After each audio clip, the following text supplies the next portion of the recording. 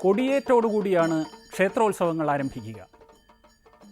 വളരെ ആധ്യാത്മിക രഹസ്യങ്ങൾ അടങ്ങിയതാണ് കൊടിയേറ്റ് എന്ന് നാം മനസ്സിലാക്കേണ്ടതാണ്. ക്ഷേത്രങ്ങളിൽ സ്ഥിരമായോ ഉത്സവം പ്രമാണിച്ചോ കൊടിമരം നാട്ടിയിരിക്കും. ഈ കൊടിമരത്തിന്റെ മുകൾ ഭാഗത്ത് ദേവവാഹനം പ്രതിഷ്ഠിച്ചിരിക്കുന്നതും നമുക്ക് കാണാം. മൂലാധാരം മുതൽ സഹസ്രാര പത്മം വരെയുള്ള സങ്കല്പമാണ് കൊടിമരം കൊണ്ട് ഉദ്ദേശിക്കുന്നത്. കൊടിയേറുക എന്നതുകൊണ്ട് കുണ്ഡലിനി ശക്തിയെ ഉയർത്തുകയാണ് ചെയ്യുന്നത്. ഇത് സത്യത്തിൽ ഒരു പ്രാണായാമ പ്രക്രിയ തന്നെയാണ്. കൊടി കയറുന്ന പ്രക്രിയയിൽ വായുവാകുന്ന കയറും അഗ്നിയാകുന്ന പതാകയും ഒരുമിച്ചാണ് പ്രവർത്തിക്കുന്നത്.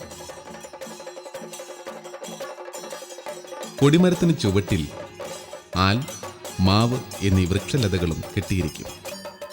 വ്യത്യസ്ത വർണ്ണങ്ങളെക്കൊണ്ട് നിറഞ്ഞിരിക്കുന്നതാണ് കൊടി.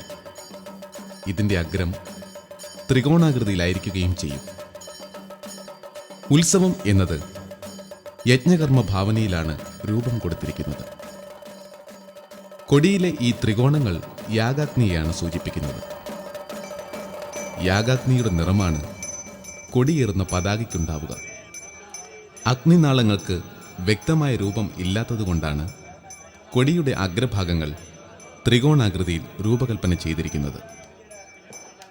സ്വജീവിതം ഈശ്വരാർപ്പണമായി ആഹൂതി ചെയ്തിരിക്കുന്ന സന്യാസി ശ്രേഷ്ഠന്മാരും ഈ അഗ്നിപർണത്തെയാണ് വസ്ത്രമായി സ്വീകരിച്ചിരിക്കുന്നത്.